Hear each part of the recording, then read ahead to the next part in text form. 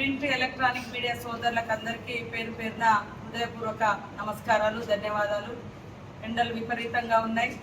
మా సోదరులందరూ జాగ్రత్తలు పాటిస్తూ జిల్లా అభివృద్ధి కోసం తోడ్పడాలని కోరుకుంటూ ఈరోజు రైతు సదస్సు పేరుతోటి టీఆర్ఎస్ పార్టీ కేటీఆర్ గారు వరంగల్ జిల్లాలో మా త్యాగాల కుటుంబం నుంచి వచ్చిన రాహుల్ గాంధీ గారి మీద, అదేవిధంగా అనునిత్యం ప్రజల మధ్య ఉంటూ ఒక క్షణం తీరిక లేకుండా ప్రజా సమస్యల పరిష్కారం కోసం ప్రజాపాలన అందిస్తున్నటువంటి రేవంత్ రెడ్డి గారి మీద అనుచిత వ్యాఖ్యలు చేయడాన్ని తీవ్రంగా ఖండిస్తున్నాం. వెంటనే వెనక్కి తీసుకోవాలని కూడా ఈ సందర్భంగా డిమాండ్ చేస్తూ ఉన్నాం. ఈరోజు రాహుల్ గాంధీ గారిని, రేవంత్ రెడ్డి గారిని మరి ఎక్కడ చచ్చిండ్రు అని మాట్లాడేంత అహంకారపు, దుర్మార్గపు ఈ దుష్ట మాటలు ఎందుకు మాట్లాడుతున్నారని నేను అడుగుతున్నా కేటీఆర్. ఇవాళ రైతులకు ఏదో ఉరగబెట్టినట్టుగా వాళ్ళు 10 ఏళ్ళు కనీసం వరేస్తే ఊరి అని చెప్పి మీ ఫామ్ హౌస్లలో ఉండేటువంటి పంటలను మాత్రం అద్భుతంగా అమ్ముకొని కోట్ల రూపాయల లాభాలు చూపించి రైతులను మాత్రం ఉరేసుకునే విధంగా చేసినటువంటి దుష్ట పాలన, దుర్మార్గమైనటువంటి పాలన కేసీఆర్ పాలన, బీఆర్ఎస్ పాలన. ఈరోజు త్యాగాలు చేస్తూ ఈ దేశ స్వతంత్ర పోరాటంలో కానీ, దేశ అభివృద్ధిలో కానీ, దేశ ఐక్యతలో కానీ మరి నెహ్రూ గారి కాడ నుంచి మొదలుపెట్టి రాజీవ్ గాంధీ గారి వరకు ప్రాణ త్యాగాలతోటి ఇవాళ దేశ అభివృద్ధిలో మరి పాల్గొన్నటువంటి కుటుంబం మీద ఎందుకు మీకు అంత ఉక్కసు అని నేను అడుగుతున్నా. ఇవాళ కేటీఆర్ నేనేదో ఫారెన్ నుంచి వచ్చిన, నాకు చాలా కల్చర్ తెలుసు, నాకు ఇది తెలుసు అది తెలుసు అనేటువంటి వ్యక్తి ఈ రకంగా దుర్మార్గపు మాటలు మాట్లాడి ఇవాళ కాంగ్రెస్ను అబద్ధాలతోటి బదనాం చేయాలనేటువంటి దుర్బుద్ధి మీకు ఎందుకని నేను అడుగుతున్నా.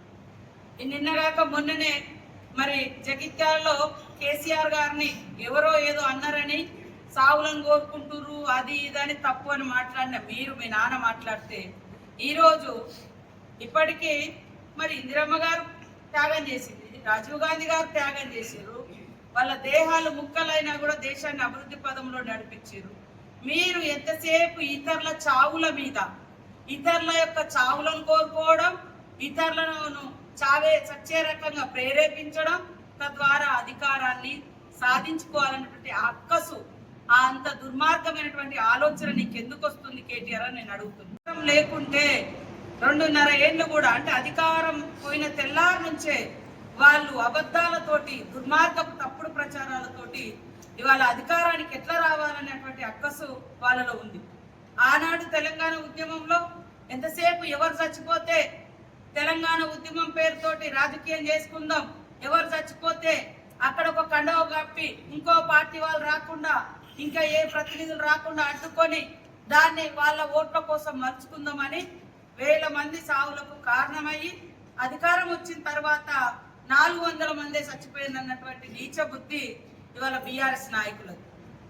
వాళ్ళు వచ్చి ఇవాళ మళ్ళీ రాహుల్ గాంధీ గారు ఎక్కడ చచ్చిండో, రేవంత్ రెడ్డి గారు ఎక్కడ చచ్చిండో, వాళ్ళు ఈ దేశం కోసం, ఈ రాష్ట్రం కోసం, తెలంగాణ నిన్న మొన్న కూడా మీరు చూసిరు, తెలంగాణ ఇస్తే బీజేపీ నాయకులు ఏ రకంగా పాకిస్తాన్, ఇండియా విభజించిరో ఆ రకంగా తెలంగాణను ఆంధ్ర విభజించిర్రు అని మరి అక్కసు వెళ్ళగక్కినటువంటి బీజేపీ నాయకులతో ఈరోజు ఇంటర్నల్ గా ఒప్పందాలు చేసుకొని ఇవాళ యూరియా ఎక్కడైతే ఆటంకం అవుతుందో అక్కడ రావద్దు, యూరియా రావద్దు, ధాన్యం కొనుగోలు కావద్దు, ఇక్కడ మేము చిల్లర రాజకీయాలు చేసుకుంటాం, ఈ రోజు మరి కాంగ్రెస్ ను బదనం చేస్తామని చూస్తా ఉన్నాం.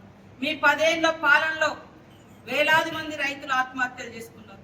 వేలాది మంది రైతులు కష్టపడి పంట పండిస్తే కొనుగోలు చేయకుండా అరిగోస పులుచుకున్న చరిత్ర మీది. వేలాది మంది, లక్షలాది మంది రైతుల యొక్క ధాన్యాన్ని ఇవాళ కింటాలు కట్ చేసిరు. ఈ రోజు మా దగ్గర కూడా అక్కడ ఇక్కడ వినబడితే మిల్లర్ల తోక కట్ చేస్తామని చెప్పినాం, మిల్లర్ల తప్పని చెప్తున్నాం. ఇవాళ గత 2 సంవత్సరాలుగా కూడా మరి అద్భుతంగా ధాన్యం సేకరణ చేసిన ప్రభుత్వం మాది.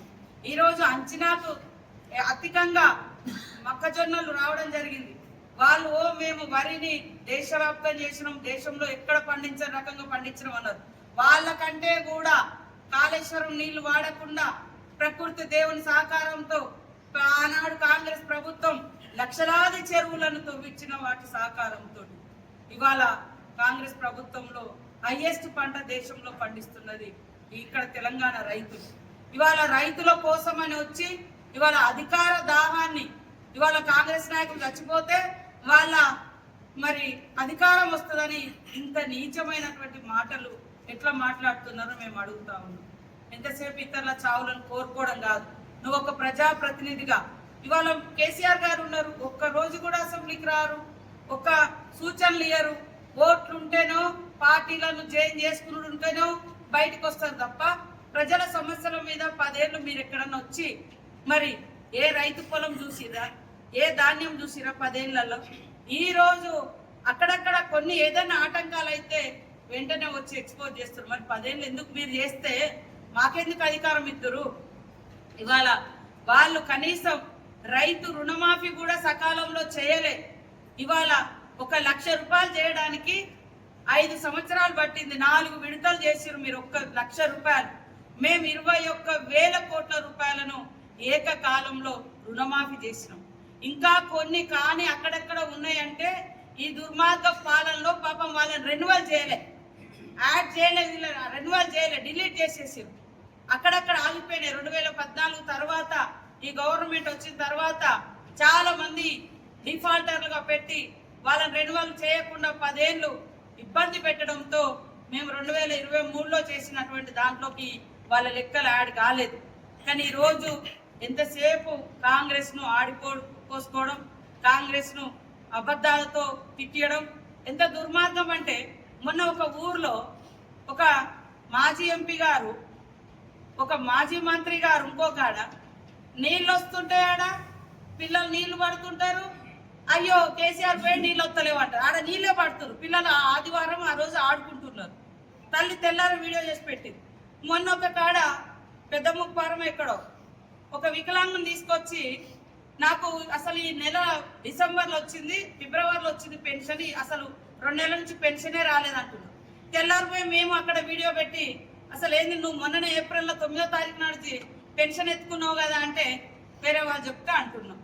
అంటే ఇంత దుర్మార్గపు అబద్ధాలు ఎందుకు ఆడియాలి? ఇవాళ ఇలాంటి అబద్ధాలు కొన్ని రోజుల తర్వాత అయినా కూడా ప్రజలకు వాస్తవాలు తెలుస్తాయి.